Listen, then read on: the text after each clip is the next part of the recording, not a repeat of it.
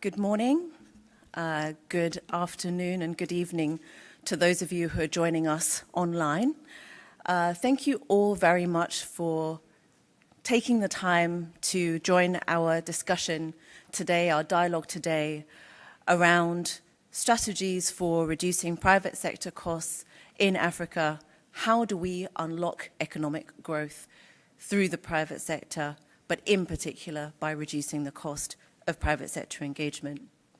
My name is Hannah Ryder. I'm the CEO of Development Reimagined, and we're really pleased to be partnering with the Center for Strategic and International Studies based here in DC for this event, and really pleased to have all of you join us here in person and also online. The aim of today, we're going to have a number of different sections of the discussion. We will begin with some opening remarks, a keynote speech from Dr. Yemi Kale from Afreximbank, the Chief Economist and Managing Director at Afreximbank, a very important partner of ours. And we will then also have a presentation from my colleague Trevor Luere, which will also outline some of the some areas around private sector engagement that we've done some analysis on, and we hope to do even more next year.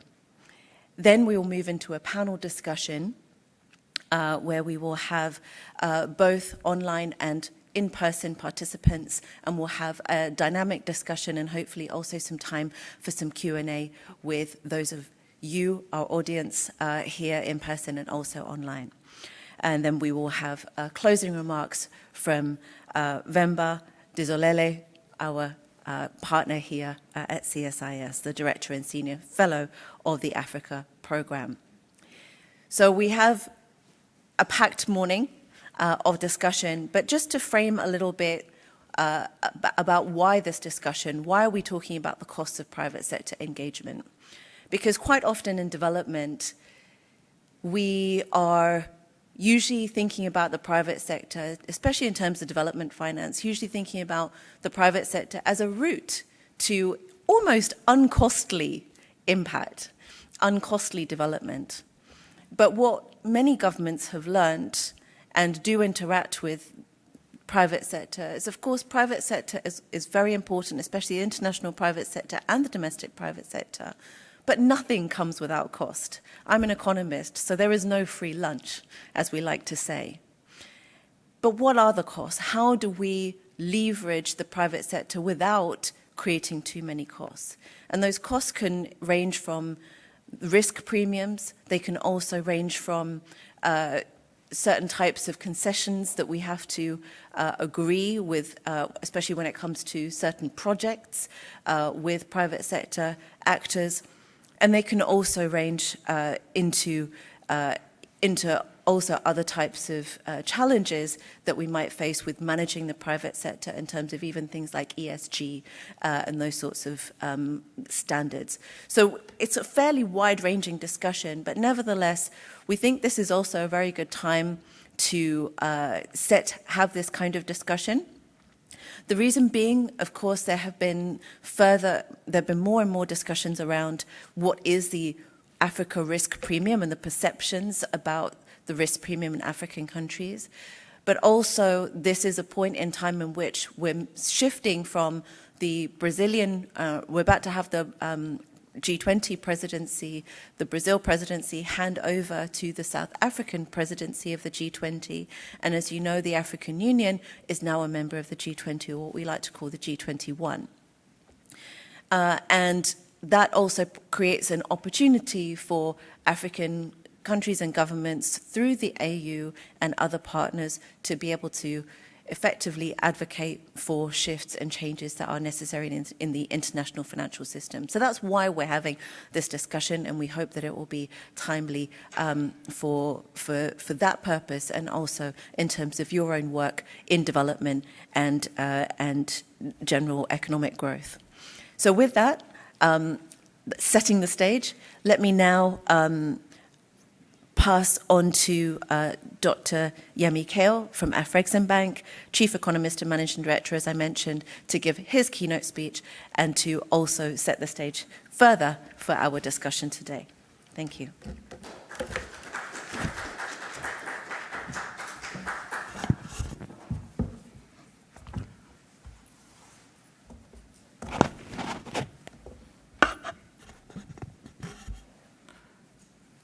Distinguished guests, ladies and gentlemen, good morning.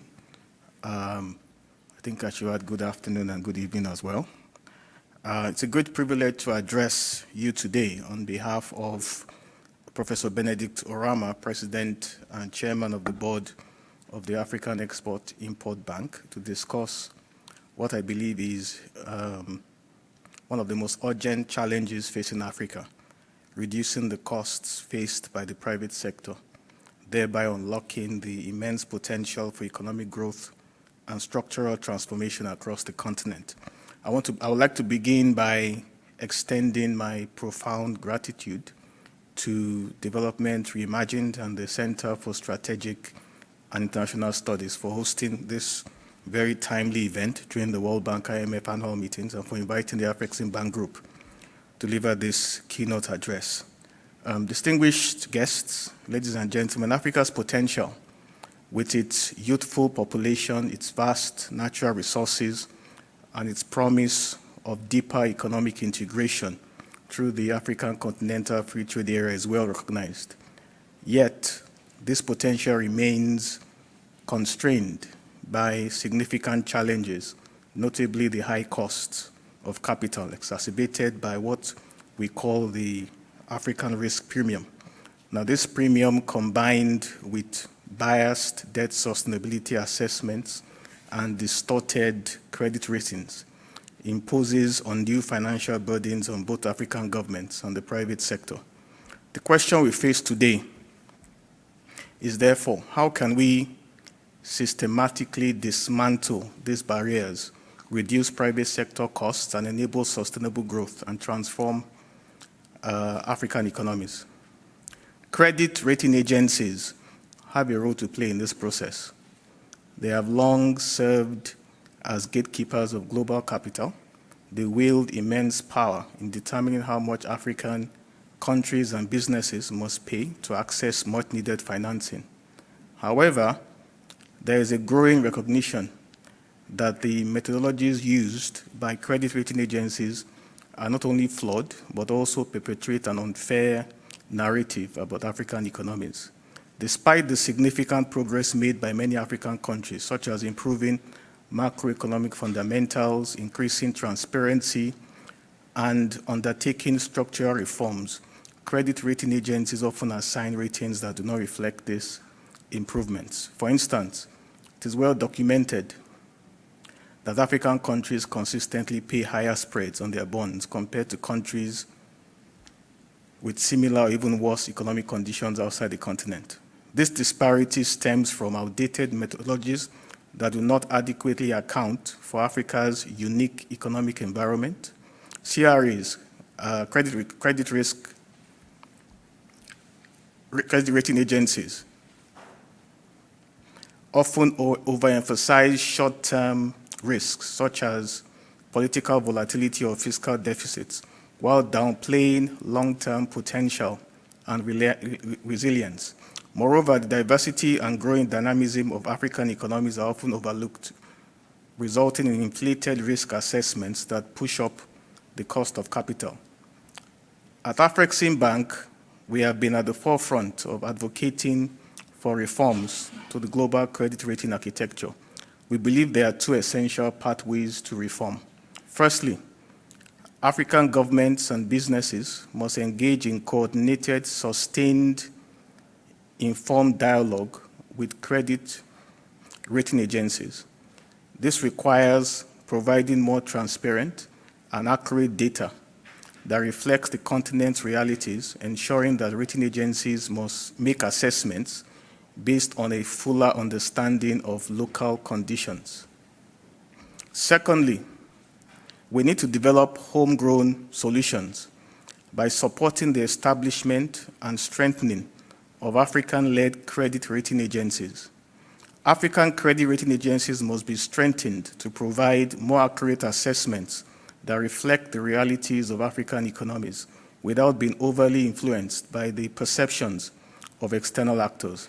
These agencies can play a key role in balancing the global narrative and ensuring fairer financing terms for African nations. Distinguished guests, ladies and gentlemen, the African risk premium, which refers to the persistently high interest rates that African countries and businesses face when accessing international financial markets, is driven by perception rather than reality. It is rooted in historical biases. Recording in progress. And a failure by global markets to properly assess the improving fundamentals across many African countries. Let us consider the scale of this challenge. Now, at the height of the COVID-19 pandemic, when African economies demonstrated remarkable resilience, they were disproportionately penalized. Over 56% of African countries saw their credit ratings downgraded, even though the continent's average economic contraction was far less severe than in other regions, such as in Europe or Asia. For instance, available data shows that Western Europe, the Middle East, and North America were among the hardest hit, with their GDP contracting by 6.5%, 3.1%, and 3% respectively in 2020, while Africa's GDP contracted by just about 1.4%. Despite demonstrating greater resilience, Africa was subjected to higher borrowing costs, pushing the continent further into debt distress and limiting its capacity for meaningful economic recovery. This distortion must be corrected if Africa is to realize its full economic potential. The consequences of the African risk premium extend far beyond higher borrowing costs. They undermine investor confidence, they stifle private sector growth, and entrench perceptions that Africa is an inherently risky place to do business. Now, to overcome this, it is important that we build robust data ecosystems. We need to counter this negative perception with hard data by working to develop platforms that offer real-time, comprehensive data on African markets, providing investors with a clearer, more accurate picture of economic conditions. This will help to dispel outdated notions of risks and encourage greater capital inflows. We also need to deploy de-risking mechanisms by developing a range of financial instruments, such as guarantees and blended finance models that are designed to mitigate the risk perceived by international investors. These tools are crucial for reducing the African risk premium and attracting much-needed investments into sectors like infrastructure, energy, and technology. Distinguished guests, ladies and gentlemen, debt sustainability assessments, which are the frameworks used by international financial institutions to evaluate a country's ability to manage its debt load, however, often fail to account for the transformative potential of strategic investments in infrastructure, in healthcare, and in education. These investments, while potentially increasing short-term debt, are crucial for long-term growth and economic resilience.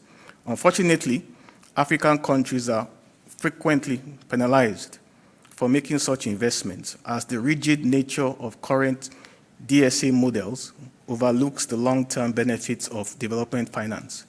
This has created a cycle where African governments are discouraged from borrowing for productive purposes, further constraining growth.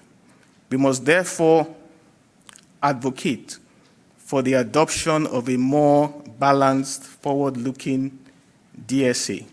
Such assessments would acknowledge the critical role that investments in human capital and infrastructure play in encouraging long-term economic stability. By making the case for these forward-looking assessments, African countries can help ensure that international financial institutions adopt more equitable approaches. Additionally, African governments must continue to improve their public finance management systems, including through enhanced transparency, efficiency, and fiscal discipline, which are critical for improving debt management and building confidence among international investors. At Afrexim Bank, we remain committed to providing the technical assistance and capacity building support that is needed to strengthen these systems across the continent. While addressing the systemic issues of credit ratings and debt assessments is vital, there are several practical strategies that can reduce the cost of doing business in Africa and directly benefit the private sector. This includes improving infrastructure and reducing logistic costs. One of the greatest challenges African businesses face is high logistic costs resulting from poor infrastructure. Whether it is inadequate roads, inadequate ports, rail, or energy infrastructure, these deficits significantly increase the costs of moving goods and conducting business. According to the African Development Bank, logistic costs in Africa are 2 to 3 times higher than those in developed economies. So to address these challenges, Africa countries should consider public-private partnerships and investing in digital infrastructure. PPPs are powerful financing models that blend public resources with private sector capital, therefore sharing risks, reducing costs, and ensuring efficiency in project implementation. African governments can leverage private sector expertise, innovation, and financial resources to fund infrastructure, energy, and industrial projects that are vital for long-term economic growth.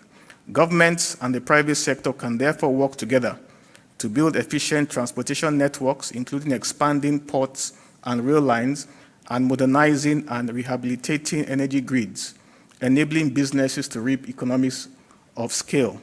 Digital platforms, internet connectivity, and e-logistics solutions are also crucial in reducing transaction costs and improving supply chain efficiency.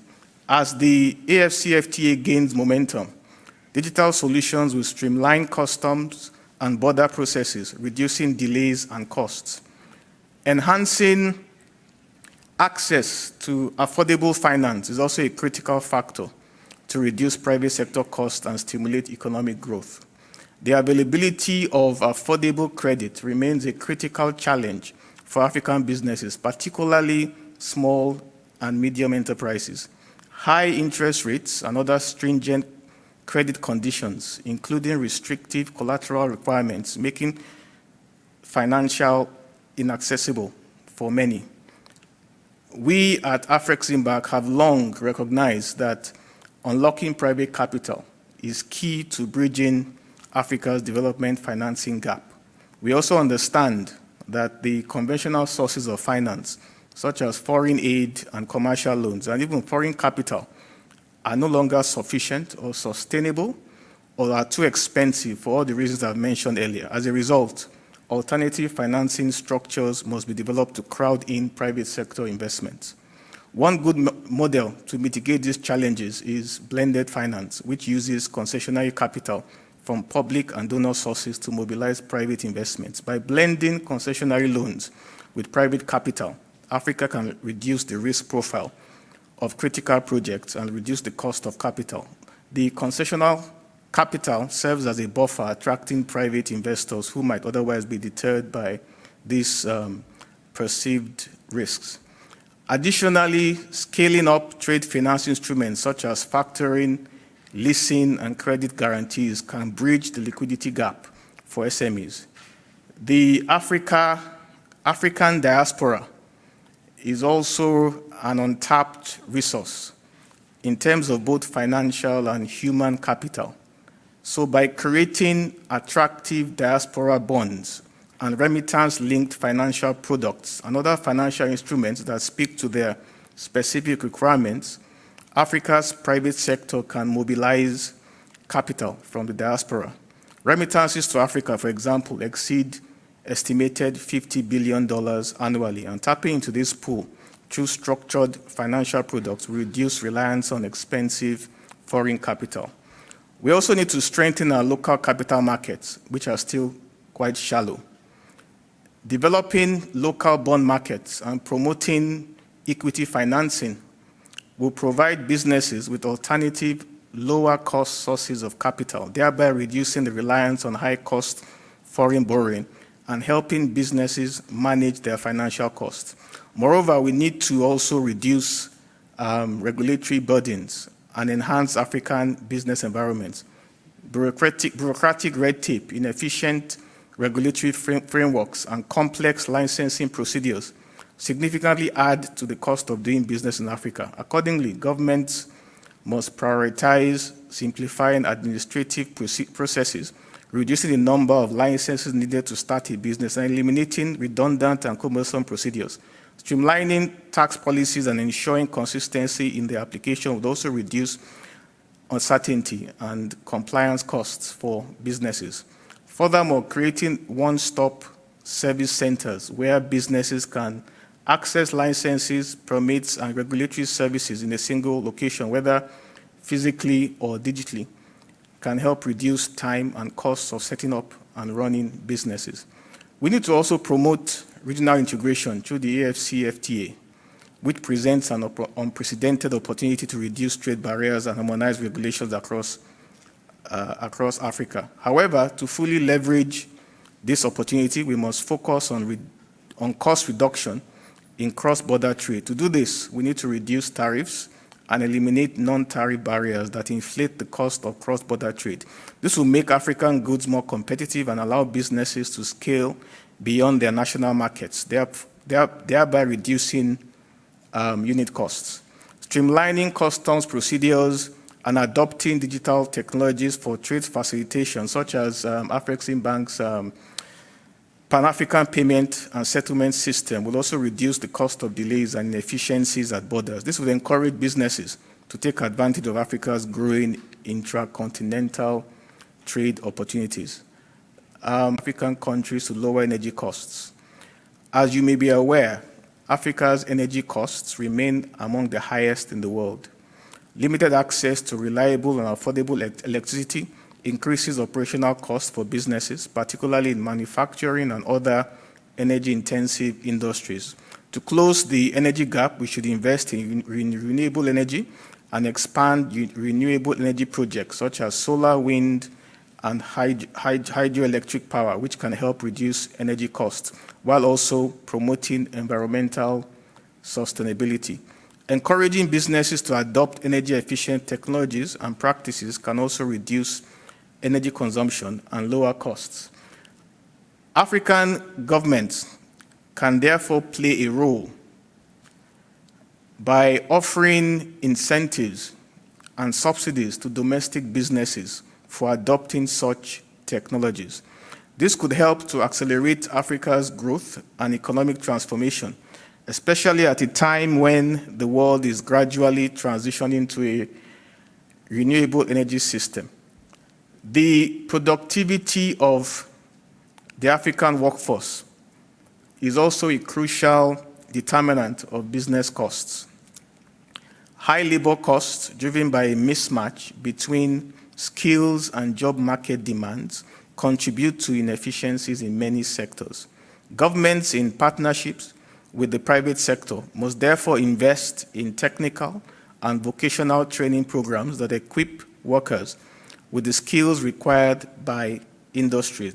This will not only reduce labor costs, but also improve productivity and competitiveness.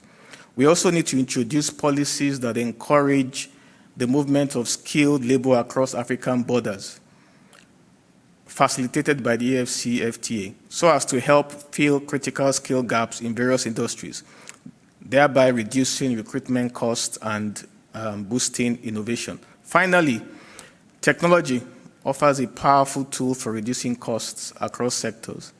Digital solutions can improve business processes, they can automate operations and reduce the need for expensive human labor. It is therefore crucial that we enhance e-commerce platforms and leverage fintech for cost reduction with accompanied regional and/or continent-wide awareness campaigns in terms of their usage and benefits.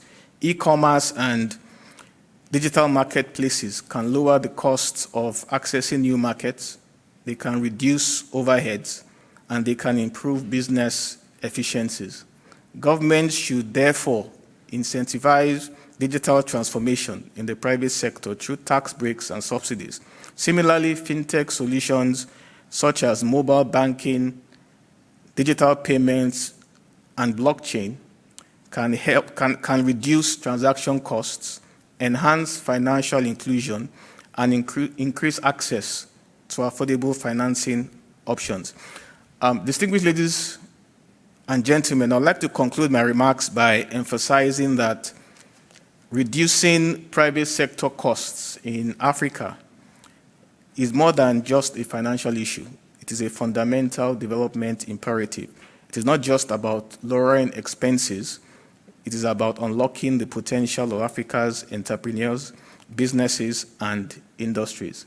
By addressing the distortions in credit rating assessment, by tackling the African risk premium, and by pushing for more nuanced debt sustainability assessments, we can create a more equitable financial ecosystem that empowers African businesses and governments. Furthermore, by improving infrastructure, by enhancing access to finance, reforming regulations, and harnessing the power of technology and regional integration, we can create an environment that empowers African businesses to thrive. We at Afreximbank are committed to working in close partnerships with the various African governments, international partners, and the private sector to unlock Africa's enormous economic potential, which is critical for its growth and socio-economic transformation. I thank you for listening.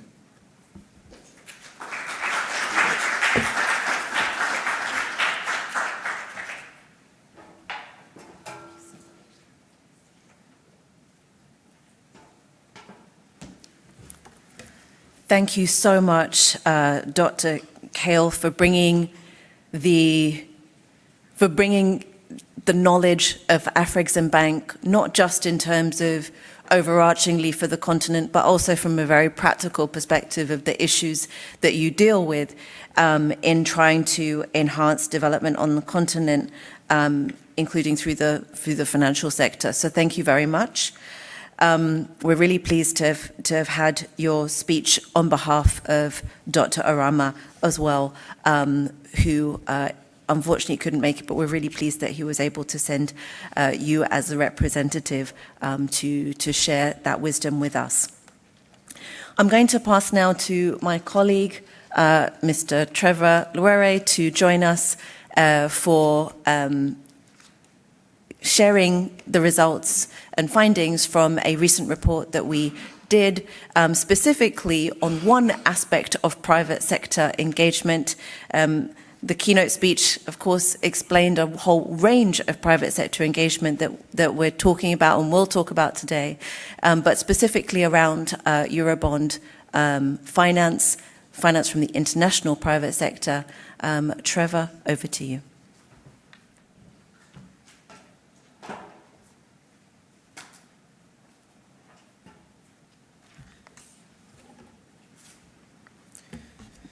Good morning, and thank you for being with us today. My name is Trevor Luere, and I work as an economist at Development Reimagined. I have the pleasure of sharing with you some of the findings of our work, as Hannah has explained. Not to suggest that bondholders are enemies of Africa, but the famous Chinese philosopher Sun Tzu says that if you know yourself and know your enemy, then you can't be scared even in 100 battles. So in talking about debt, it's also important that we understand the nature of debt, how it operates, to then be able to devise effective strategies in how we can bring down the costs of private sector debt in Africa. So our attempt in this report is to try and shed more light on the nature and mechanics of Eurobonding in Africa, and then draw conclusions therefrom on how African states, African governments can more effectively manage the cost of debt that arises therefrom. As has been said ably by the keynote speaker and Hannah before me, this is just one element of private sector debt. There are several other parts of it: domestic borrowing, private bilateral debt, but we focus on in this report only on the euro bonds. And to give us sort of a flavor, the average costs of borrowing with just three kinds of private sector borrowing that we represent here. Private bilateral lending, about 4.5%, Eurobonds around over 8%, and then domestic borrowing around 5-6%. So we zoom in on Eurobonds, and that will be the basis of my brief presentation this morning. So the report undertook a study of the active Eurobonds held by different African countries to try and understand how much is there, what is the payment or amortization schedule going to look like, at what point do we anticipate that there will be fiscal strains in terms of repayment of this debt, and therefore, given that picture, what then must happen in terms of a more effective way of managing the costs of this debt. And what we find is that, number one, there's 19 African countries that currently have Eurobonds that hold a total of 91 bonds, whose face value comes to $111 billion. And I recently found out that that is about the capitalization of all multilateral financial institutions on the continent. To put that in perspective, $100 billion, $111 billion that African countries that are holding Eurobonds at the moment, the face value of that debt. But 65% of all of the face value of that debt is held by just 5 countries. That is Egypt, Nigeria, South Africa, Angola, and Ghana. So the usual suspects. 65% of the number of bonds that have been issued is held by just 5 countries, and they account for 71% of the total value of that debt.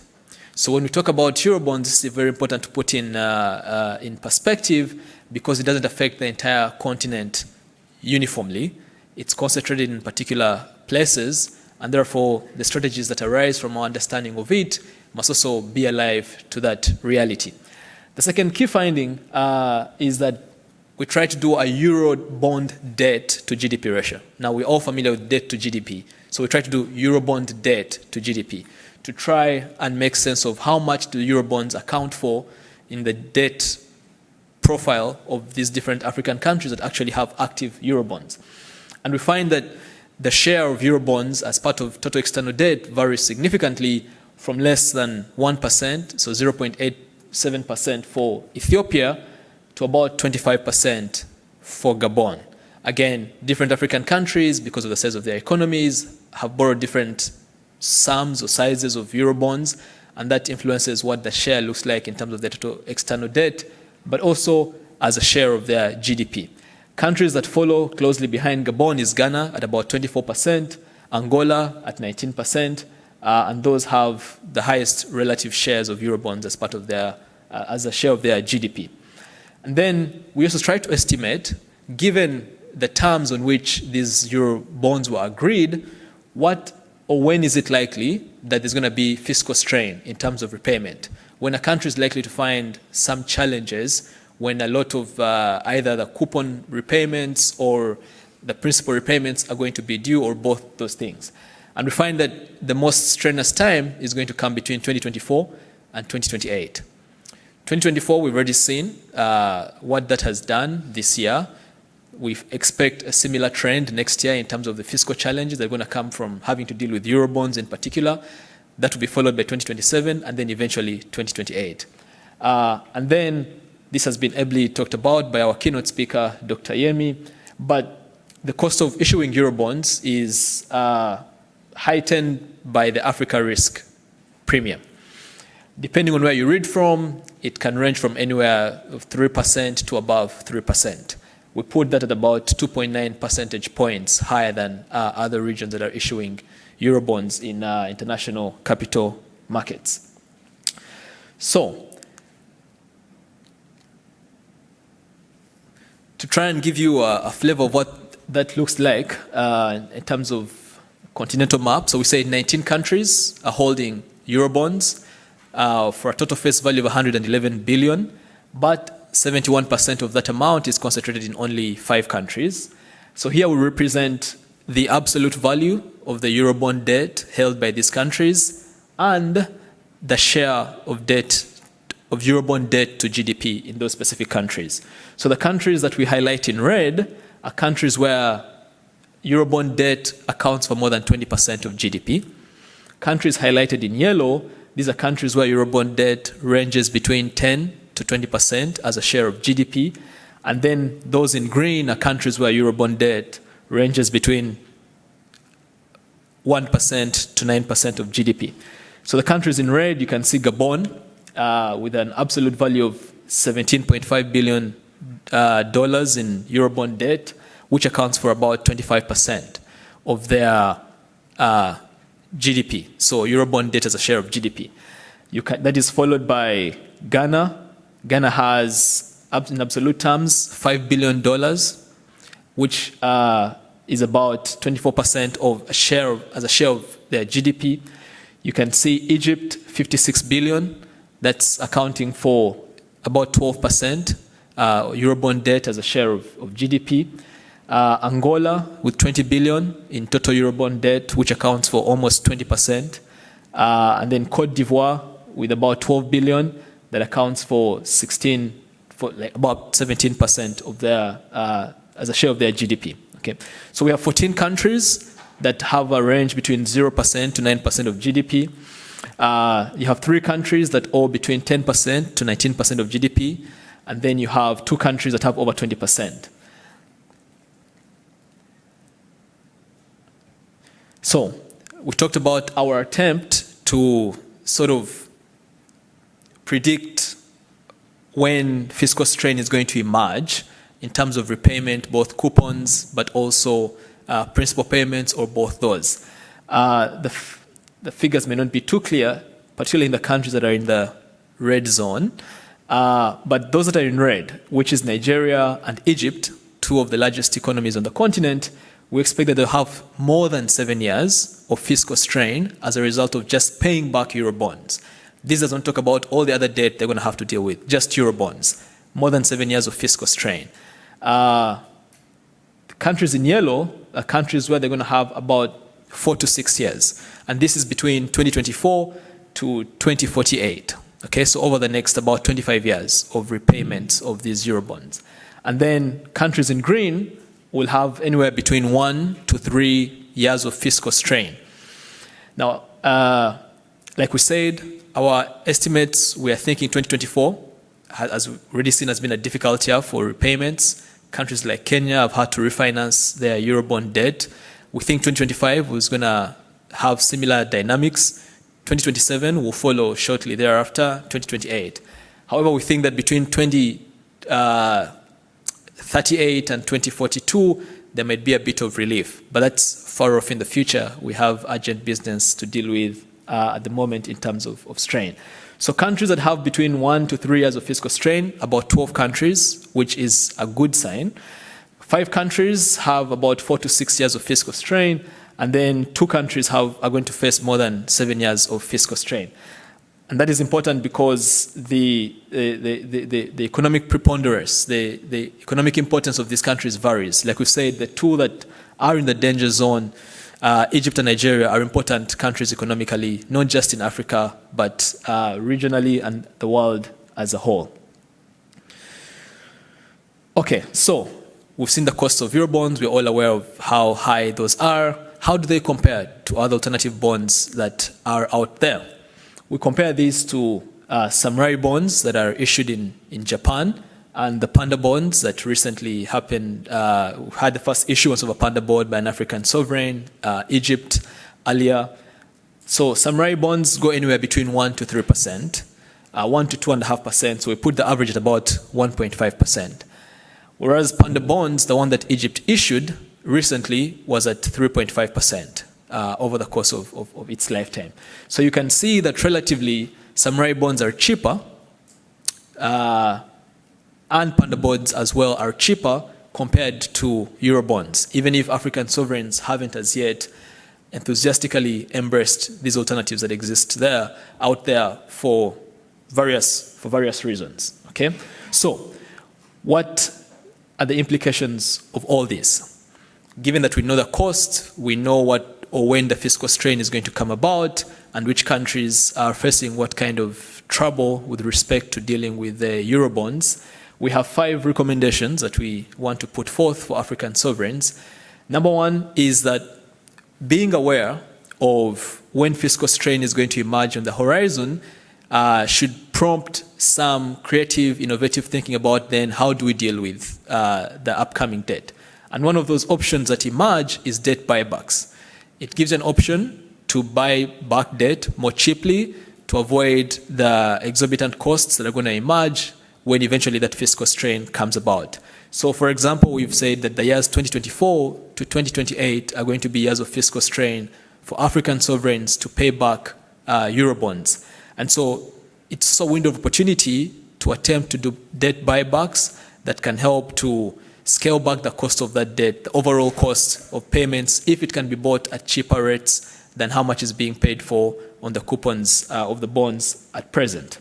Secondly, as we've seen from the comparison with other bonds that exist in the market, the Samurai bond and the Panda bonds, and has been emphasized very clearly by the keynote speaker, it's very important that we think creatively about alternative financing options.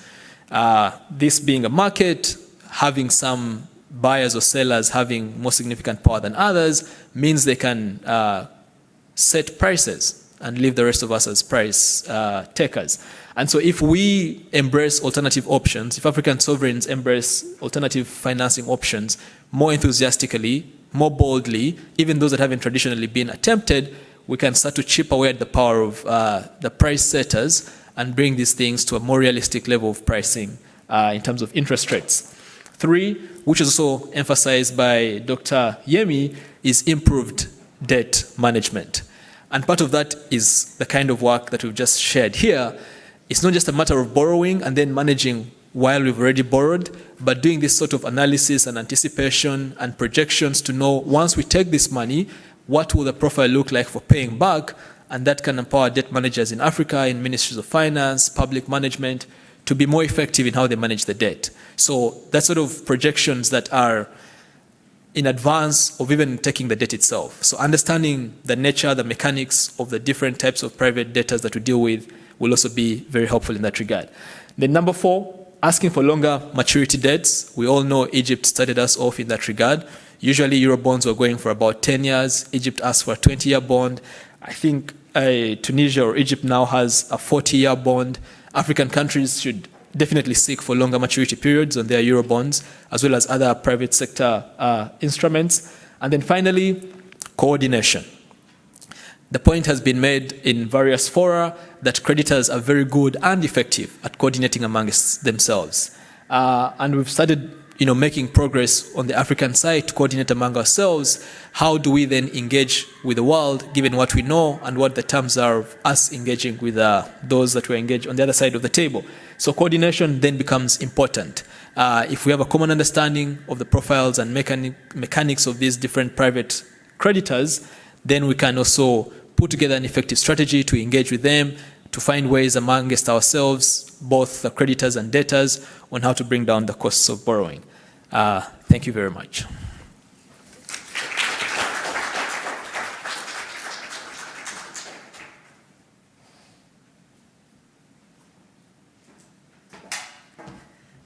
Thank you, Trevor, for that deep dive into the question of Eurobonds, in particular for African countries, and how African countries can not only just deal with the existing ones, but also think about future-facing strategies for raising more Eurobonds and other types of bonds going forward as a particular type of private sector finance available to African countries.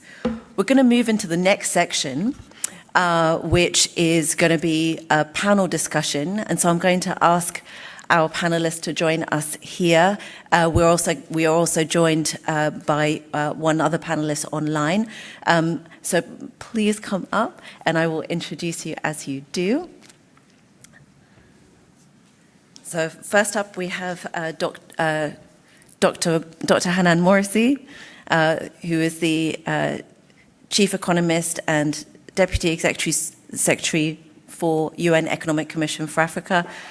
Extremely busy, so we're really pleased that you're able to join us today for this discussion. Please just sit anywhere.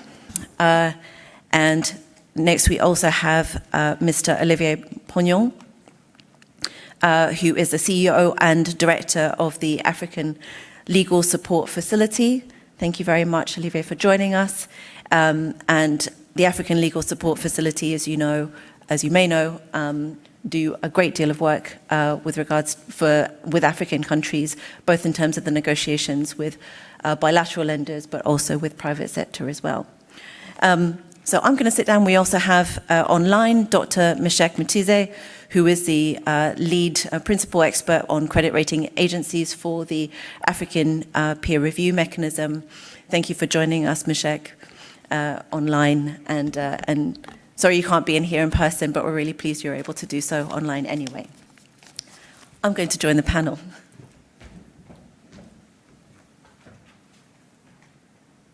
Okay, let's check if this is working.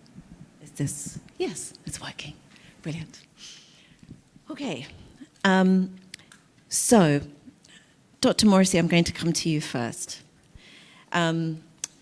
This is the question of private sector engagement is complex, not only because when we're talking about the private sector, you can divide that into the domestic private sector, the international private sector, and on both of those, we also have, we've talked about bonds, for example, or debt issuance.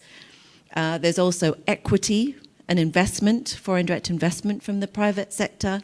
And then there's something in between, which is sort of project finance, which can be debt, but there's also public-private partnerships. And if you have project finance, that's often needs some kind of guarantee to deal with some risks. So for those of us who are not always in these discussions or kind of are not always super familiar with all these terms, it can be a bit confusing, definitely. But from a development point of view as well, I think Dr. Yemi was referring to this really well, that there's a kind of a tension. There's costs for the private sector in terms of private sector engaging and trying to do things on the African continent or anywhere else.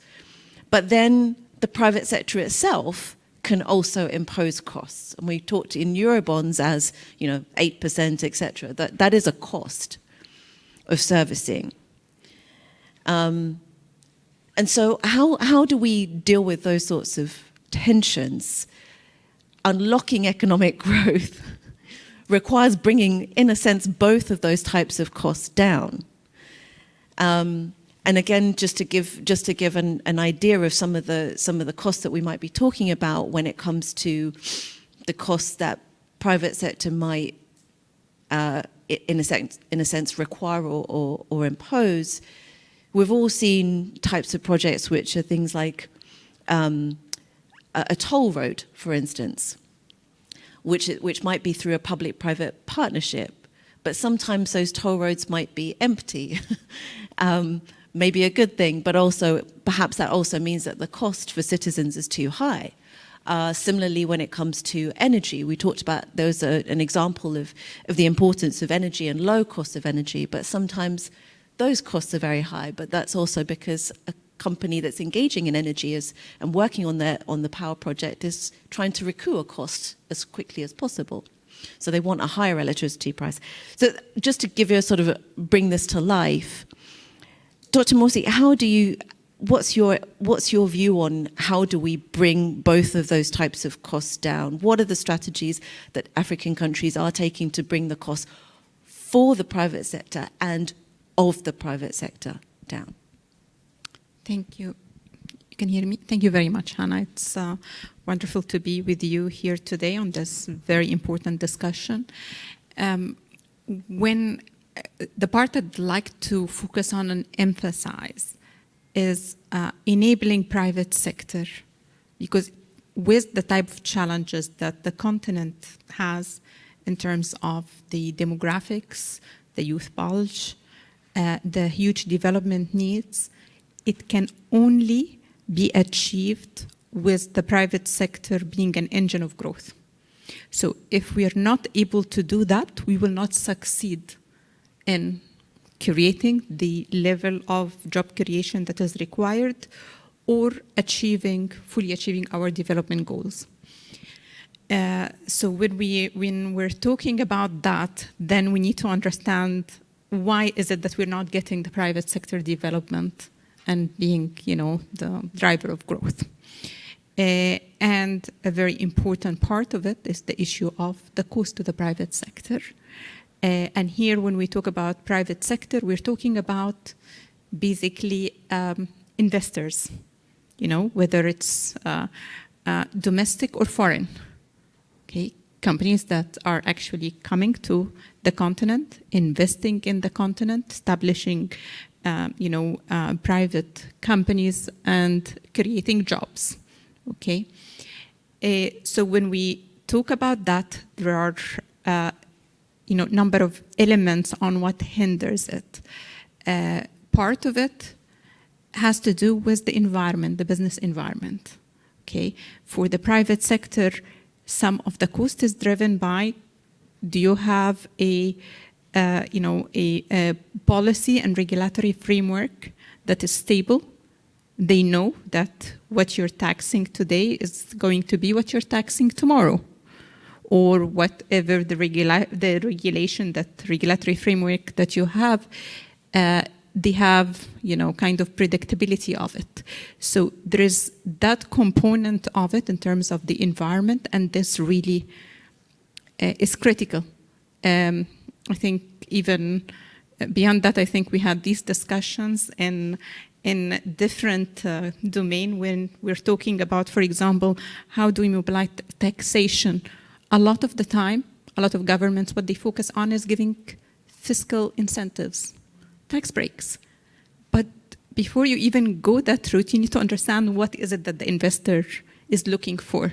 Is that the most important? Most of the time, that's not. What they need is they need to have the predictability and certainty of the environment that they are operating in, the ability to operate without having to deal with energy cuts, that can, in some industries, may mean huge losses if you cannot, run refrigerators or assembly lines or whatever. So there are certain elements that will matter a lot more if you're able to ensure that continuity of energy supply. They will happily take that over the tax incentives because they will pay much more to handle these type of issues.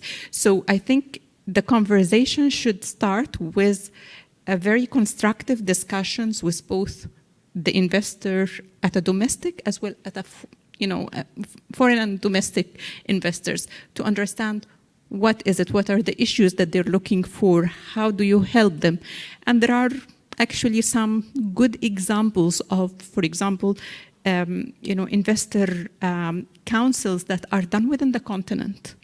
Among them, for example, is a council that was established a few years ago in Morocco when they started to change some of the incentives and regulations. So it was a way of feeding into that, having, the government, the private sector, domestic and foreign, and then getting feedback on these changes. What is working? What is not working?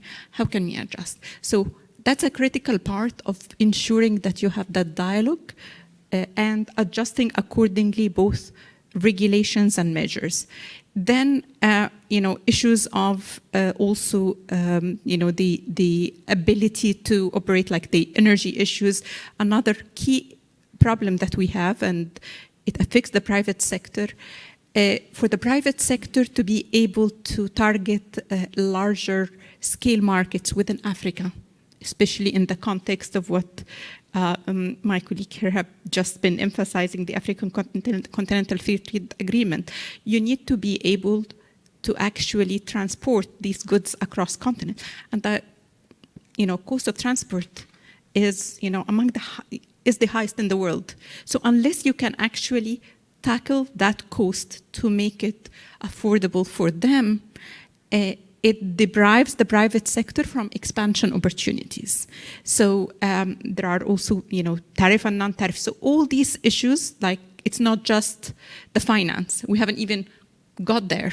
But all these issues matter for the cost and operation of the private sector. Then you have the issue of the finance. And like anywhere in the world, the private sector gets, charged interest rate at a premium higher than what the government of where you're getting that, financing from is charged, because it's seen as riskier than lending to the government. So basically what it means is that the private sector will only get higher interest rate than its own government is getting. And when you have a problem with how high the interest rate is being charged for sovereigns across the continent, it means it becomes almost a huge obstacle for the private sector to even get finance. If the government is getting interest rate of above 8%, sometimes 11% and higher. And in some countries, without naming countries, the interest rates can go to above 20%. How do you expect, what type of activity do you expect the private sector to do and still be able to generate sufficient profits to be able to afford that financing? So that means that, first of all, you need to tackle the core issue in terms of reducing that cost for the sovereign, and we can talk about how. But at the same time, meanwhile, how do you bridge that? And you bridge that through instruments, giving guarantees, de-risking, blending, so that you reduce the cost of the finance available to the private sector. And that becomes really important for them to be able to access that finance. So that's for investors within. Outside, we're talking about how do you reduce the cost for the governments. It's I think here there are number of issues. I really like the presentation earlier by Development Reimagined colleagues. One of the key things I think is the need to diversify the sources of funding. Okay, so it's good that we've seen, lower interest rate, by samurai bonds, by panda bonds, different from euro bonds. So the ability to diversify and tap different markets, this is an important element. But also, there are, a few things that we need to do, like, even at a local level, to deal with issues, for example, related to credit ratings. There is a part on the African side, which is, making sure that we have the data, reliable, credible, and regularly available data to reduce the, kind of the subjectivity of these ratings. Because if you have the data available, you don't need to make any, conjunction about, okay, what would it be or how to interpret what you know. So that is very important, to invest in it, to build the capacity, and to engage also in conversations and discussions around it and around, what are the assumptions, how it's being done. That dialogue is very important. At the same time, there are things that need to be done generally in terms of looking at the methodology, how often these, revisions are done, how many times, is that consistent with what is done elsewhere? Is there, kind of a bias when, a coup happens in Niger? How does it affect, the market sentiment, whether in terms of credit rating or even in terms of spreads? I've done research before on this issue of investor herding behavior. One of the things that I have found is that investors for Africa, and different from even regions like Latin America, they tend to think of Africa as like one investment asset class. So there's no differentiation among countries as you see that differentiation in other regions. And that requires a lot of investment in raising awareness and distinguishing so that when you have some sort of a conflict or a coup somewhere, you don't think that, oh, it's affecting my, what I'm holding for South Africa or for Angola or for Egypt, because that's actually in a completely different region. So these type of issues will need to put the time and effort to really invest in showing the differentiation. There are different groups, different circumstances, and what does it mean?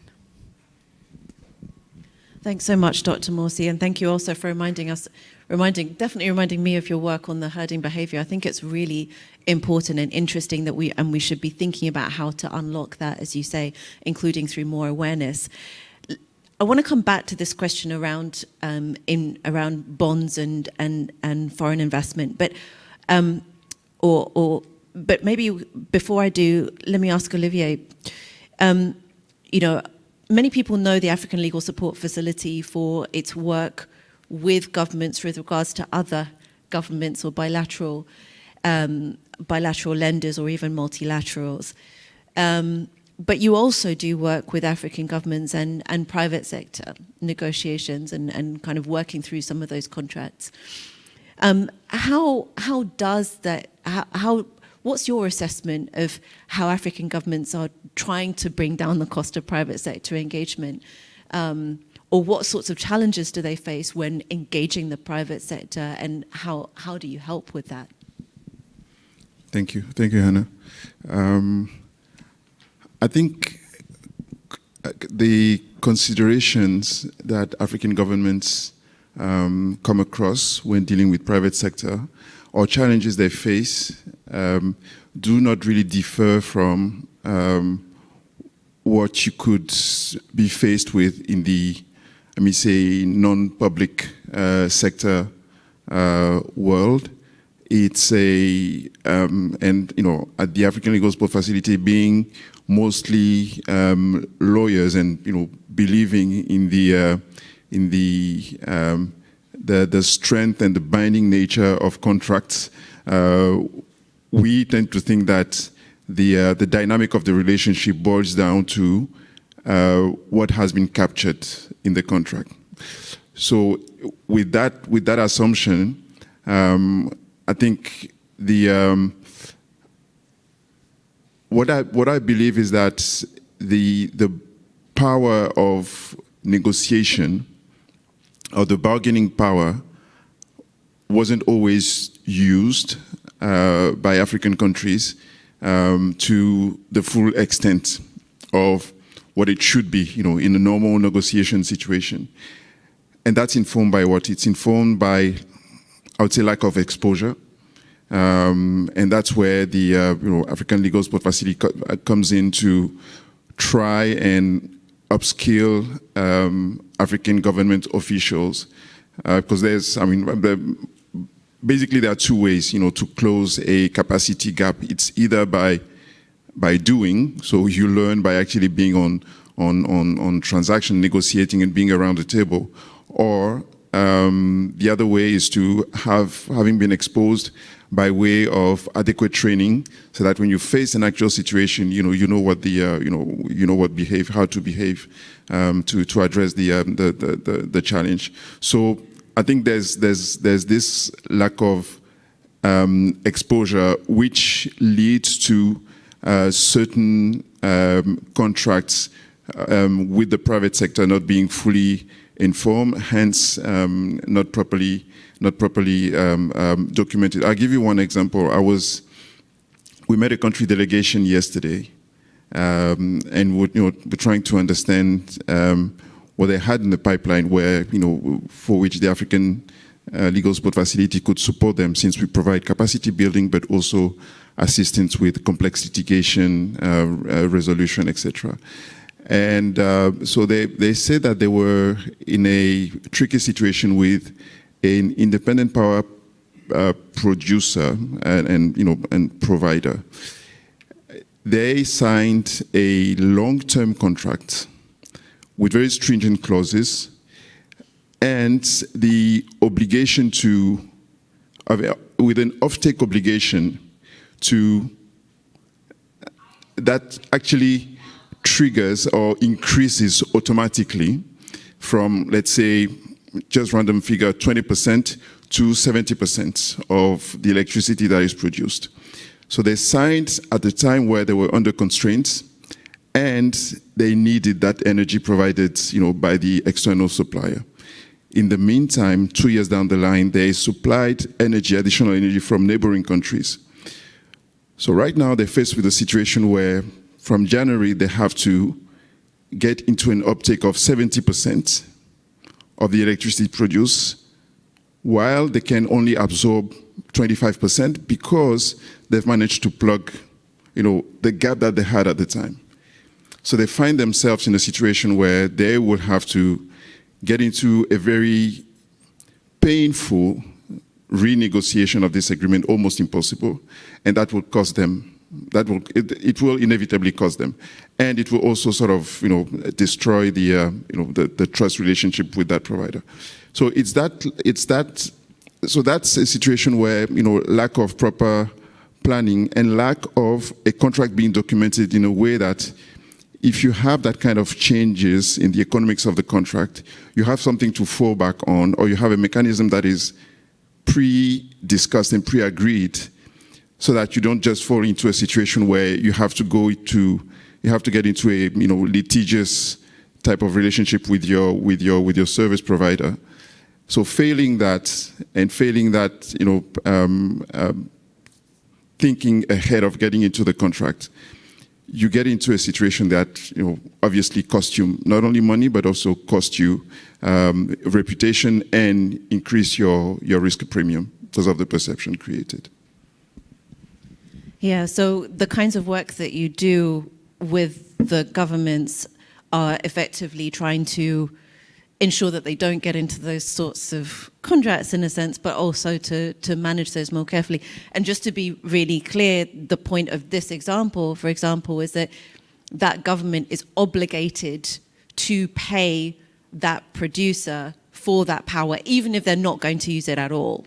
And actually that's something that happens quite a lot in many African countries, despite also having power shortages. This is why these issues are so complex. But so I guess that capacity building, and I would expect perhaps experience sharing across countries as well can be quite helpful to that, in terms of avoiding these kinds of contracts or costs. So let's come back to that too, and what that means and what that entails. But let me come to Meshek as well, because you work on credit rating agencies issues. You're helping to create the African Credit Rating Agency. Dr. Yemi pointed out in his keynote speech that there are some fundamental issues fundamental issues around credit ratings and also debt sustainability assessment, which do affect the overall cost and perhaps even the willingness and perception of private sector entities like power producers to take certain risks, and therefore they want to go and ask for really high outcome contracts, which really make sure that they don't face any risks or face the lowest risks as possible, even if that's not realistic. So you also saw the analysis on the Eurobonds. What's your view on how African countries can get lower interest rates with bonds, for example? Is it just about engaging with the credit rating agencies? Is it just creating a new credit rating agency, or are there other things that you also suggest from your experience, Dr. Mutize? Over to you. Well, thank you so much, Hannah, for inviting me. It's a very important conversation. So I hope I'm audible.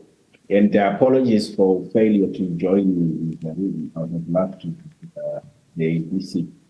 So on the question of perception of risk, I think the conversation has been laid on a very small footing. but I would want to take two perspectives on that challenge that we face in Africa. Over the few years that I've been working in this subject of debt sustainability and credit ratings, of course, there is one dimension where you can point out the challenges that rating agencies themselves have presented to the debt sustainability issues in Africa, one of which is the pessimistic approach to the assessment of risk and how they misinterpret some of the activities that happen in Africa.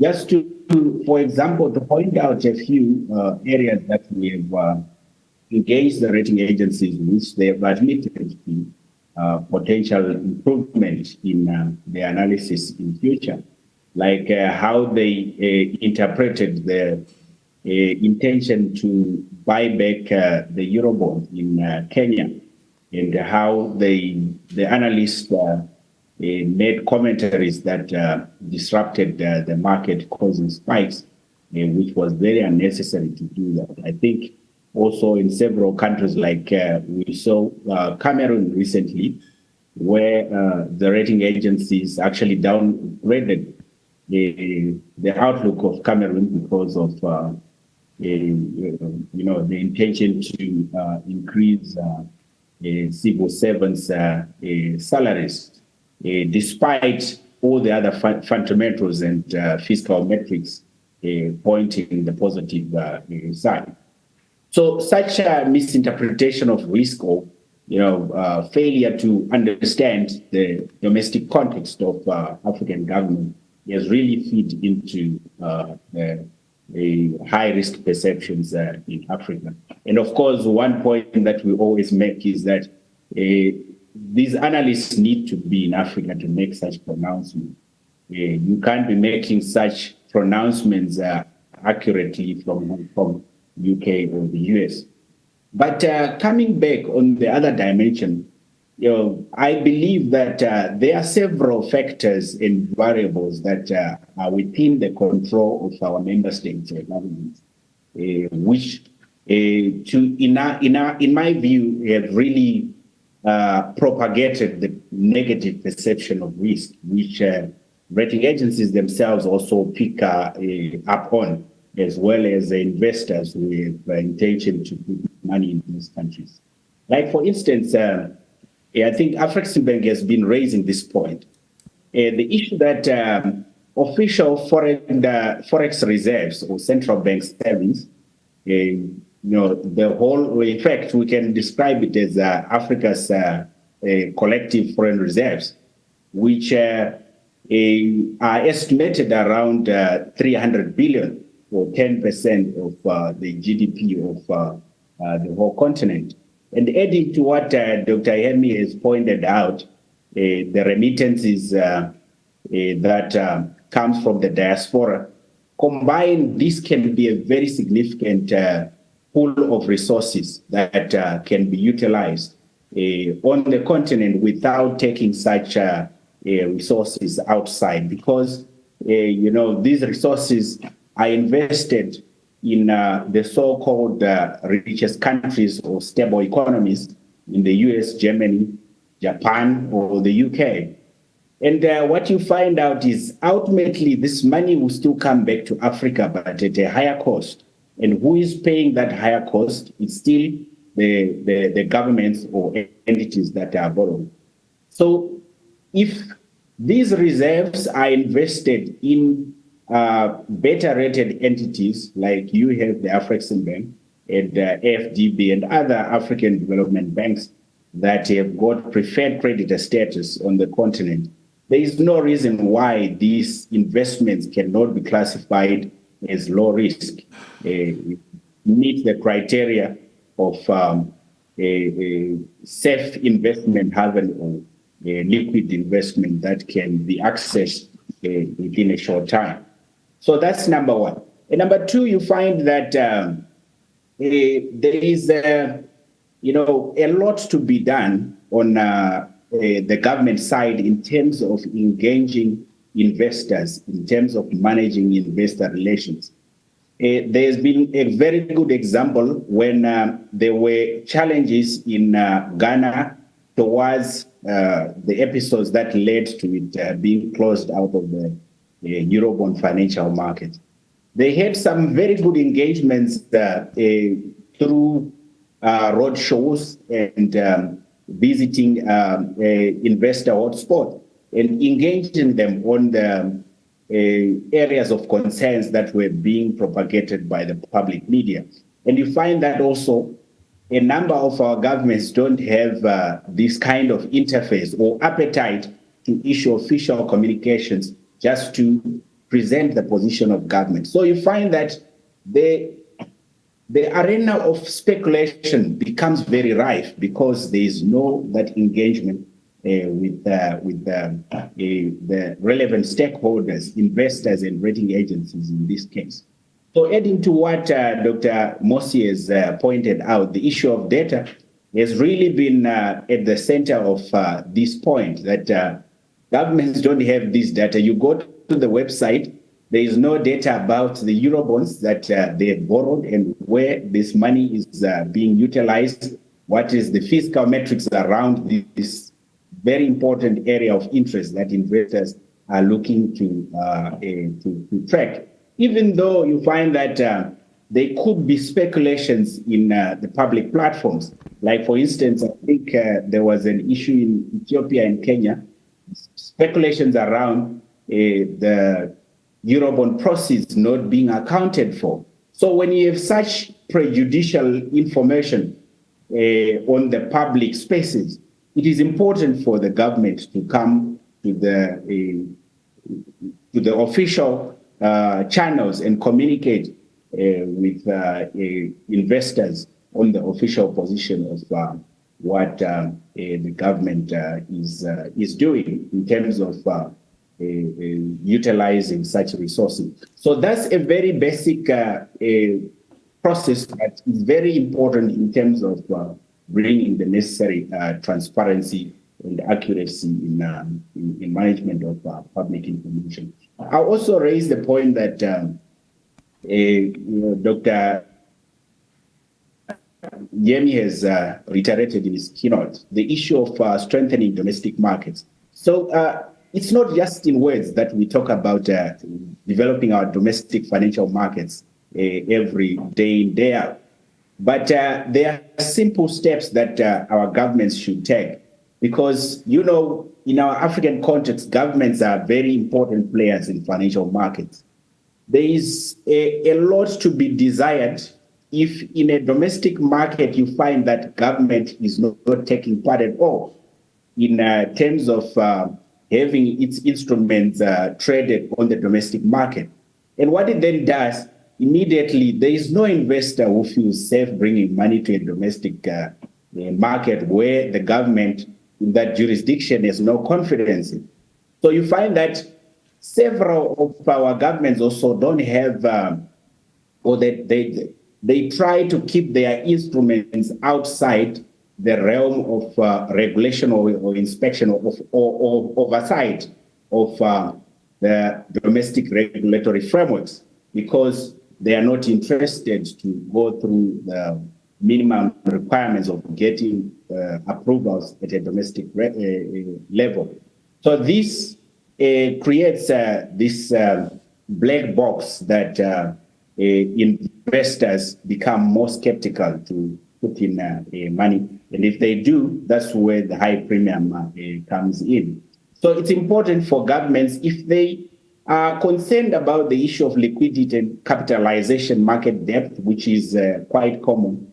There is the issue of cross-listing that we have seen happening in a few of our countries. I think Nigeria has done that recently to cross-list some of its instruments just to feed into the liquidity and confidence of the domestic market.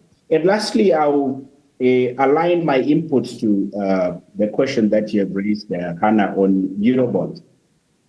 You know, I've always raised the point that there is no need for Africa to celebrate the oversubscription of Eurobonds as a success. It's actually an embarrassment, and it should be a point of disappointment. Because if all of our bonds that we have issued since the advent of the Eurobond market has been oversubscribed by an average of 4 times, why can't we leverage on this oversubscription, the oversubscribed book, to negotiate for better term or better tenure and better interest rate or yield? Because it shows that the markets have appetite to buy into our bond. So if our bond is oversubscribed by 6%, there is no reason why we should take up the same interest rate. But we should use that opportunity to negotiate for a better interest rate. So this, I know from the side of the bond issuance syndicates, it is good for them because they want to close the transactions and make a killing and come out of the transaction without any obligation of underwriting something that is not sold. But from the government side, it's actually a liability because immediately after issuing the bond, the next headache is where the money is going to come from to pay the coupon in a very short tenured bond. We know the challenges behind why Eurobonds have been quite attractive because they are more of an open check, and IPOs are not obligated to disclose the specific use of proceeds. But it's important to bring that sense of accountability and responsibility to the process and make sure that these proceeds are being used for the purpose that they've been utilized for. Talking less about other options of borrowing that colleagues from Development Reimagined have pointed out. Sukuk bonds, I think Egypt has raised funds through such bonds, the Panda bonds and Samurai.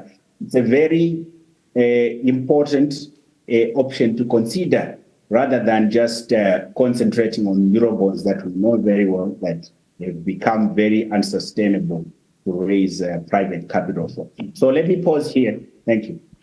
Thanks so much. Thanks so much, Dr. Mutize. And I think in particular, your first point in terms of raising awareness also of diaspora bonds, which are in themselves also a means of diversifying different types of financial markets to be able to raise finance from, but also your last point in terms of, how do governments actually make the most out of these markets, and are they doing enough to do that?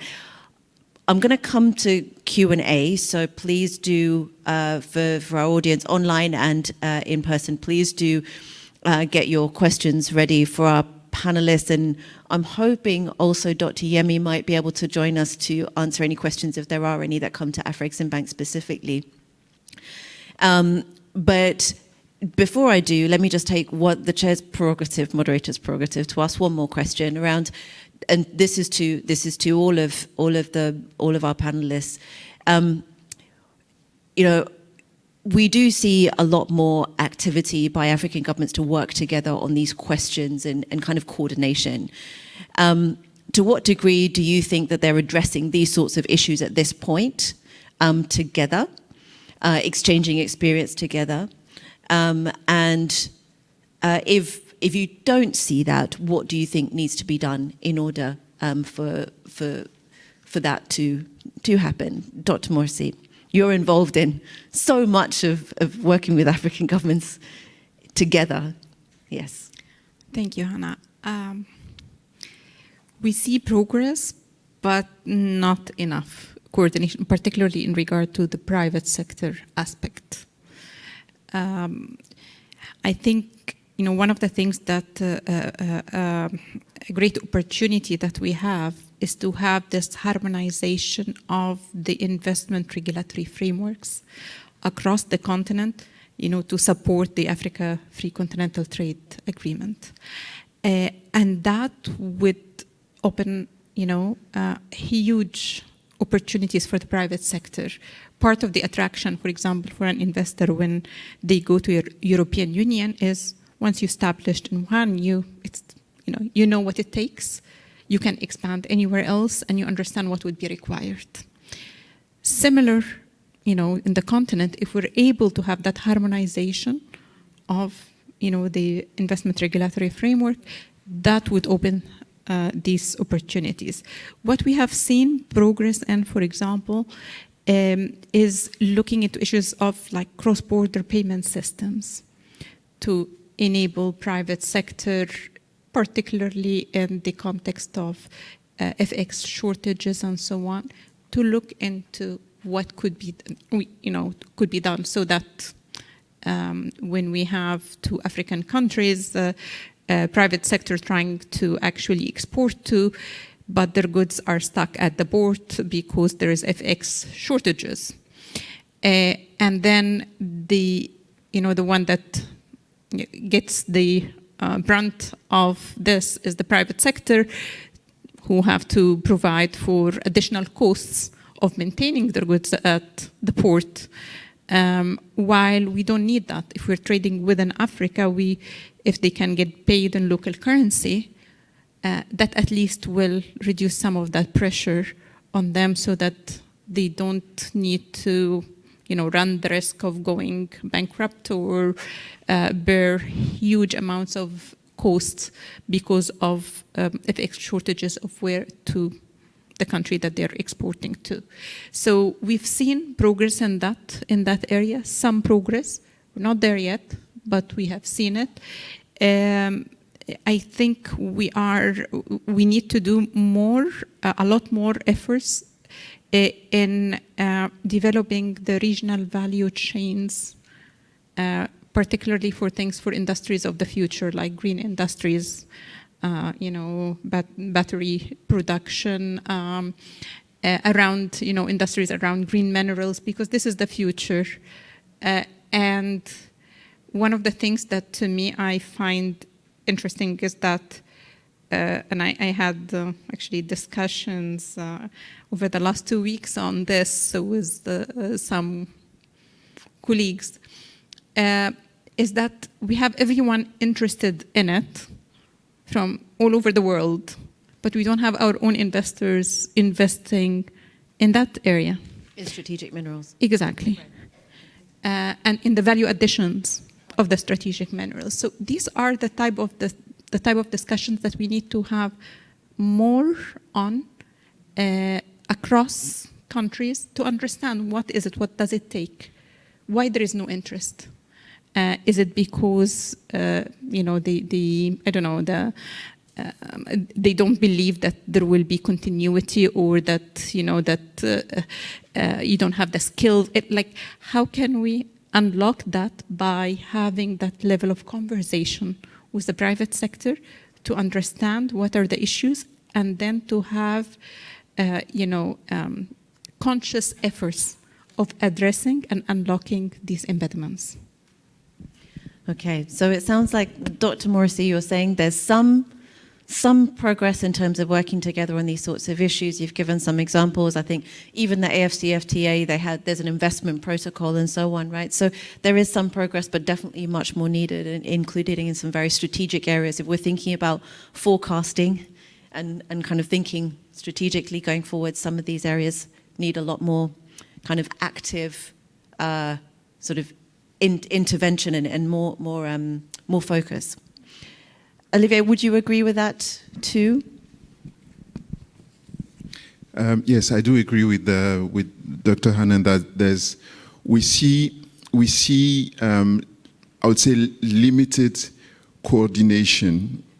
When it comes to say negotiations of complex commercial contracts, but that's because each country has its own dynamic and follows its own dynamic when it comes to, if you talk about, loan documentation, for instance, each country would have its own dynamic in terms of negotiating either the maturity, the loan, the interest, whether they accept or not that the loans be asset-backed.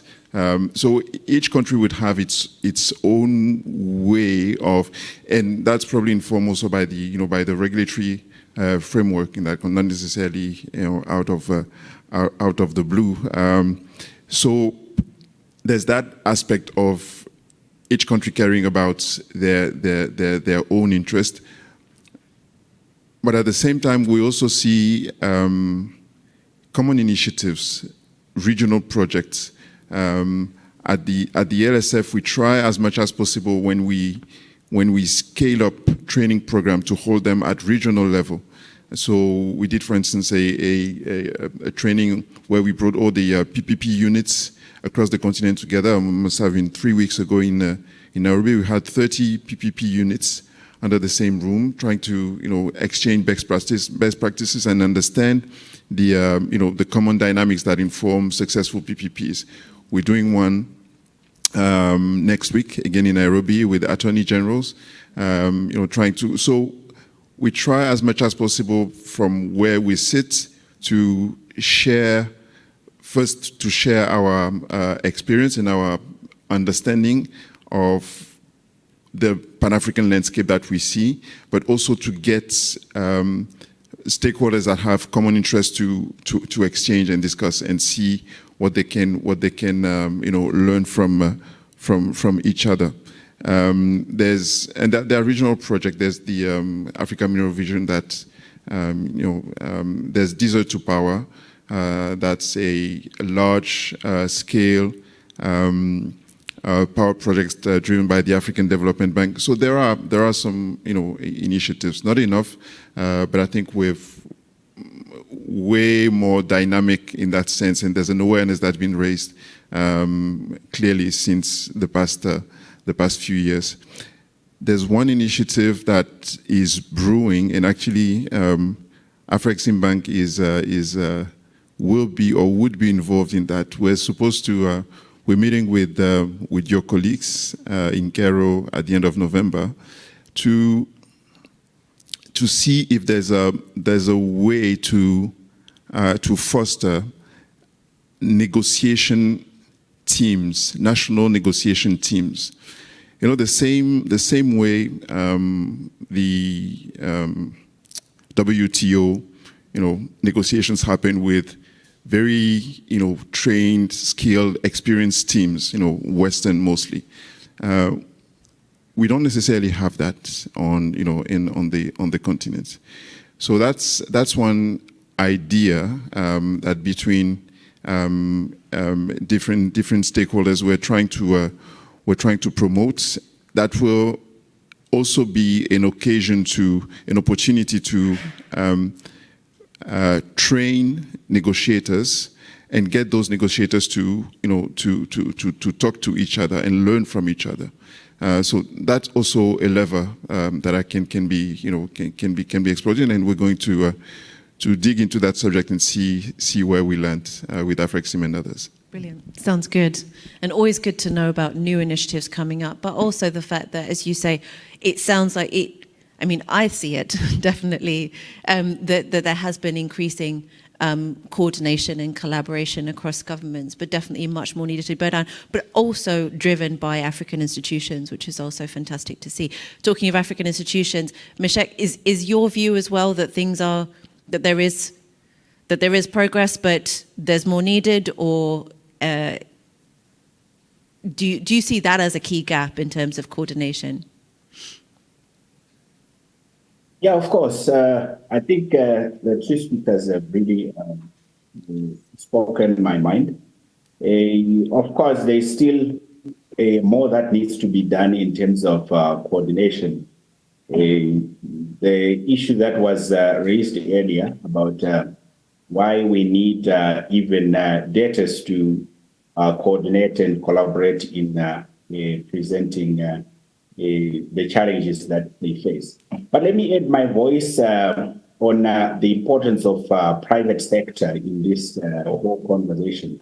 And I think a private sector has not been given the important value that it deserves before, in terms of generating the basis for building the blocks on the domestic capital market, which I think now there's been good progress. I'm saying that from an informed point of view on the discussions that are brought in the African Union policy platforms, which was also part of the basis why the ministers of finance adopted a position that we need a private sector driven African credit rating agency, which would be outside the African Union, to elaborate the fact that it's not that we are having a political reaction to the challenges that Africa is facing, but rather it's a legitimate need to revitalize the importance of the private sector. And if you look at it, most of the trading that happens, be it in the Western world or elsewhere, most of it is driven by the private sector because they do utilize these leverages on a daily basis. And I think they need it more than a government might need it at some point in time. Thank you so much. So, audience, do you have any questions for our panelists? Yes, excellent. Yeah, there's a mic over there. Please do. Yes, give us your I'm question. struck by the fact that was shared by Trevor, I guess, that African borrowers go for the more expensive Euro bonds. Can you explain that? Why? Dr. Matize, would you like to explain why African borrowers go to more expensive Eurobonds? Well, I think we have interrogated the reason why African borrowers are, perceive that Eurobonds is a better option. So from what we have observed, it's because mainly, it's a combination of factors that they need an easy way or an easy process to borrow. So number one, concessional borrowing has not been very attractive anymore because of the conditionalities that are attached to it. Government needs to implement certain structural reforms, or maybe before they actually receive the actual resources that they need. And those structural reforms are not very attractive to the political leaders because they are austerity in nature in most cases. That's number one. And number two is that, so compared to that, you find that Eurobonds are quite easy way to raise money. They can structure a bond, engage bond syndicates and sell the bond and raise the money in a very short space of time without any conditionalities. And number two is the issue of fungibility of the proceeds of the bond. We have examined most of the prospectus that accompany the Eurobond issuances. You find that in fewer cases, there is explicit indication of why or what these proceeds will be utilized for.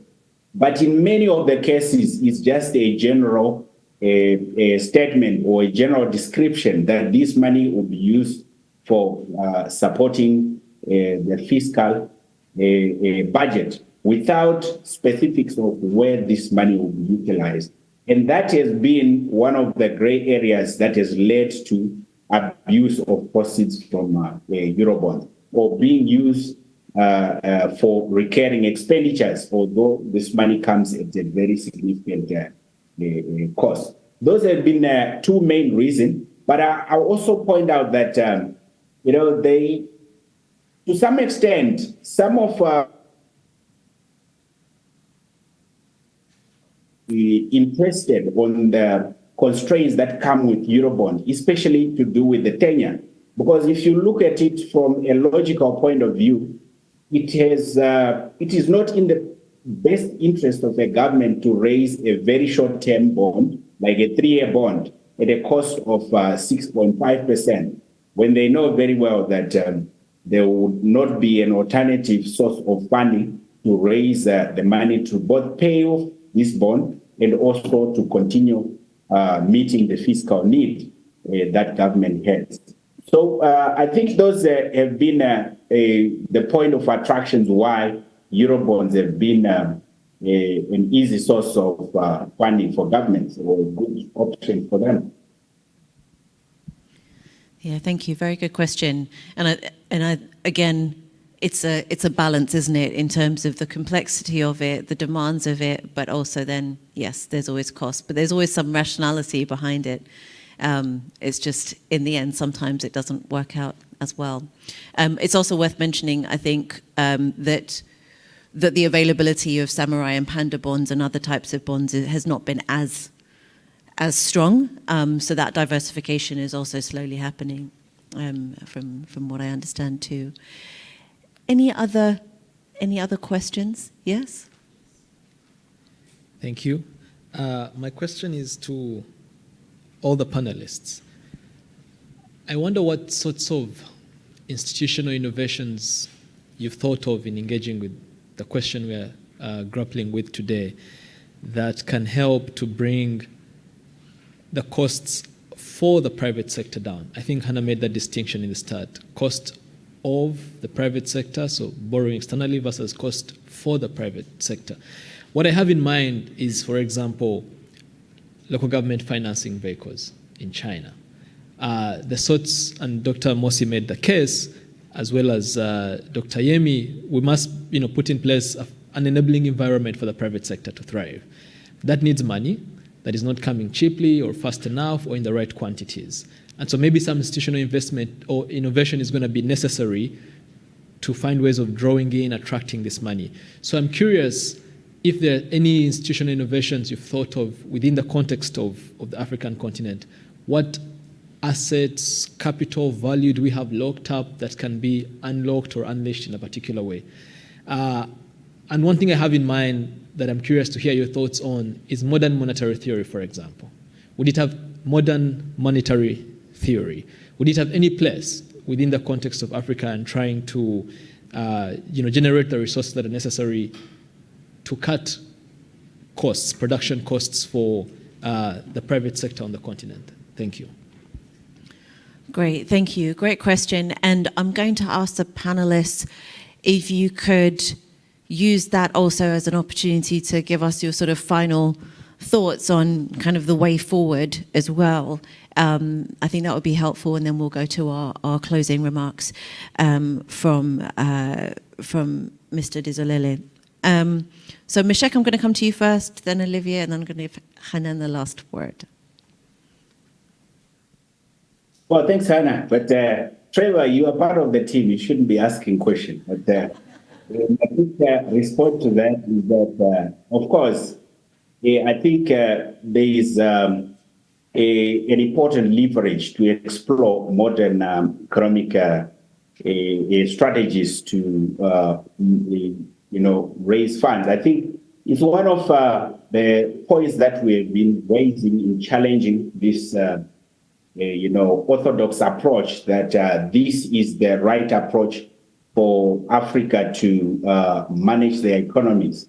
We have contested that it's not a universally accurate approach that good ratings or successful economies in Africa has to adopt the traditional austerity posture, which I think personally it has been one of the challenges that countries that is defaulted in Eurobonds, or whichever bonds they've defaulted, is faced. Because you find that they've a very good episode of growth, and after certain dynamics, which I think has been steered by this traditional approach of how the economics of a country should be run, is steered a certain narrative and a certain conversation. Then the expansionary posture that these countries had taken, end up landing them in a very difficult position to be able to address the exposures that they would have faced. So let me pause there, and thank you very much, Hannah, for allowing me to take part in this conversation. Very insightful discussions. Thank you very much for your contributions and great points there in terms of future interactions as well in terms of economic independence in a sense. Olivier, to you. So I would struggle. I'm not an economist, so I would struggle to figure out what could be the specific steps to take to reduce cost for private sector. But as lawyers, I do believe that there's always been this discussions about the business environment and making the business environment friendly for investors. But the flip side of that is what is it that the government that receives investment can do not to increase cost for itself because of the perception gap the risk perception gap we were discussing, but also create an environment that makes the investor feel comfortable investing in the given country. So again, it takes things such as ensuring that in dealing with an investor, the investor feels that in case things turn sour, there's a dispute resolution mechanism that is properly documented, and that he won't struggle to recover his assets or his money. There's ensuring that our arbitration centers are strengthened so that even if we as Africans want to see a litigation resolved on the continent, there's clarity at the investor's end that this arbitration center in Kigali, Douala, or Nairobi is equipped with whatever it takes for them to get a fair resolution process. And there's also the clarity in the legal and regulatory framework. So there's honestly, I believe there's work being done. I see every day efforts being done by African countries around these different areas. It may not reduce the costs of investing for private sector, but at least at the end of the day, these factors will actually help reduce the overall cost of the project, so that the investor gets his return on investment and the country benefits, derives the benefit expected from the project. Thank you. A very hopeful view. Thanks. Dr. Morrissey, you get the last word. Thank you. I think we've already talked about issues of enabling environment to reduce the cost, ensure that the private sector has, reasonable and reliable, supply of energy, reasonable cost of transport if they want to trade or export within Africa. And in terms of the finance side, we need to deploy more of the de-risking and blending instruments, use more of the guarantees, and we need to tackle the core source of the issue at a sovereign level. A couple of the things I think that Trevor comment earlier just brought to my mind. One is on the issue that we're not using within Africa much of raising bonds for projects. While this is done in other regions. So it's one of the things that we need to look at, because if you have a very well-designed, well-structured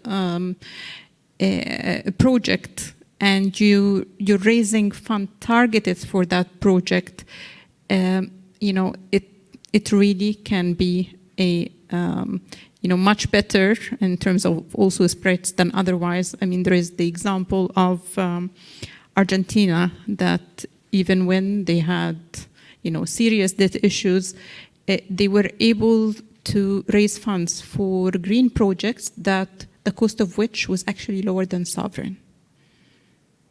So it's an interesting example to look into, but also to think about this issue of financing for a very well-defined, structured project.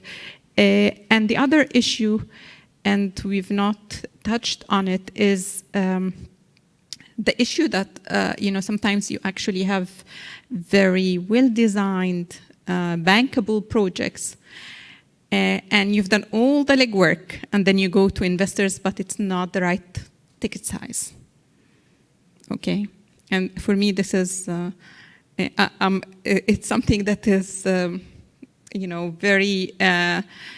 I find it like you've done all the legwork, you've invested to structure a product, you're invested to make sure that it's bankable, and after all that, you come to the finish line, but they tell you, oh, we don't, finance less than $20 million US. This is a small one. So I think we need to invest more in having aggregators of bankable projects so that it actually provides the opportunity for those investors that are interested, that we get no excuses.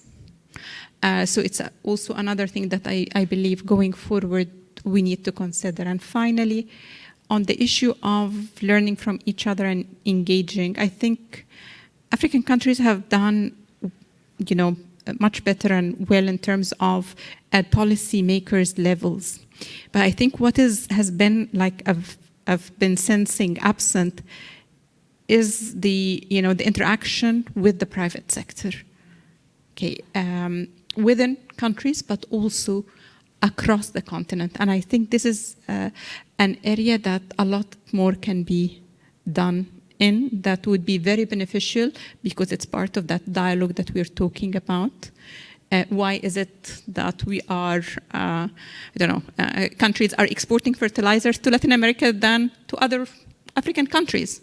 I mean, these are the type, can we understand what are the impediments? Why is it that it's much closer and it's also needed? So understanding this and having more of these conversations would be very useful.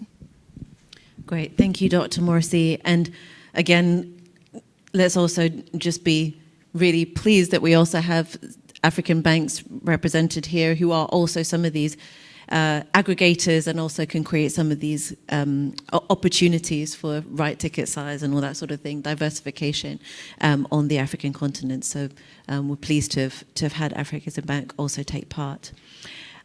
With that, thank you so much to the panelists. Thank you so much to our keynote speakers. I'm going to pass to my dear colleague from CSIS, Dr. DeZilello, to close us off for this session. Thank you. Thank you very much, Hannah. Not a doctor yet, but in the works. It's a pleasure to have all of you here today. Those are in the room and those are joining us remotely. The topics that we discussed today are very important. We've been having these conversations for a long time. However, I think the big onus, as much as Dr. Yemi Kale talked a lot about the role of the rating agencies and so on, the narrative on Africa remain the biggest obstacle I will submit to you on the development of Africa, just the way, if Africa is going to be in this global village, where it's going to play a major role for the future of the world and the sustainability of our lives. If that narrative or those narratives are still dominated from the north, there is obviously a problem because those narratives often miss all the nuances in between that make a difference. Having said that, of course, I'm happy that Afrexim Bank is here. I'm happy that Trade and Development Bank Group is also in Washington. So there are many organizations that can play a role. The question I've always struggled with is the gap between the private sector in Africa and the government in Africa. So you go everywhere, you hear a lot about investment, organization, chambers of commerce, and all that stuff. Yet the gap between what they're advocating and what the governments are doing, it's so huge. So in many ways, I'm not sure if that gap continues to grow, Fitch or anybody else will make a difference, because that push is not coming from the ground. But also the physical space that this development is supposed to take place. We get excited about the African continental free trade area. I just returned from a trip to 5 countries, Kenya, Ethiopia, Uganda, DRC, and Rwanda. And all those 5 countries cannot be more different than they already are.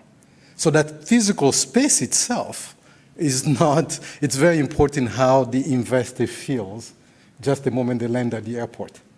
And everything else risks staying just theory. So just something I wanted us to reflect upon.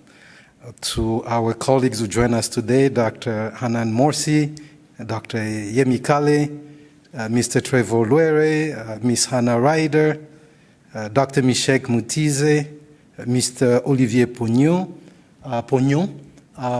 These are something I think we need to think of. But I also want to thank you for joining us today and thank Development Reimagined for the partnership. Thank you. This concludes our session.